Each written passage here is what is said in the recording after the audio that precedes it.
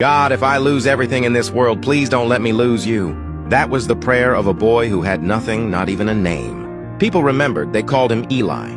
He grew up in the back of a small church in Detroit, sleeping on worn pews and eating whatever leftovers the pastor's wife could spare. At night, while other children prayed for toys, Eli prayed for strength. He didn't ask for money. He didn't ask for a home. He just said quietly, "God, don't let my heart go cold." Life, however, didn't go easy on him. At 14, he worked sweeping floors at a diner. At 17, he lost that job because he gave free food to a homeless woman who reminded him of his mother. By 20, he was doing construction work, sleeping in a shelter, saving every dollar, still whispering the same prayer before he slept. "Even if I lose everything, Lord, don't let me lose my faith." People mocked him for believing. They said faith doesn't pay bills.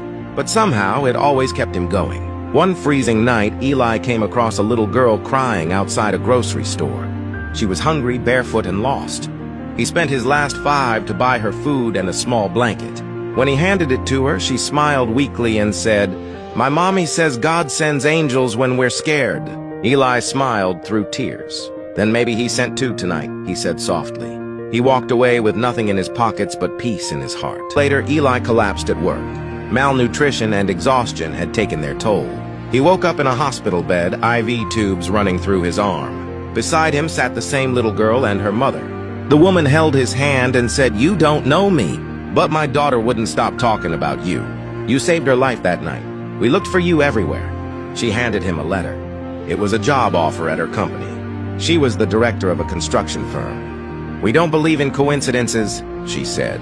"We believe in answered prayers." Tears rolled down Eli's face. He looked up toward the ceiling and whispered, "God, you never left me, even when I had nothing. You kept my faith alive." Years later, Eli became a project manager, building affordable homes for low-income families. But every morning before picking up his tools, he still prayed the same words. "God, if I lose anything today, my strength, my work, my money, please don't let me lose you." Because that, he knew, was where real wealth lived. Moral of the story: faith doesn't promise an easy life.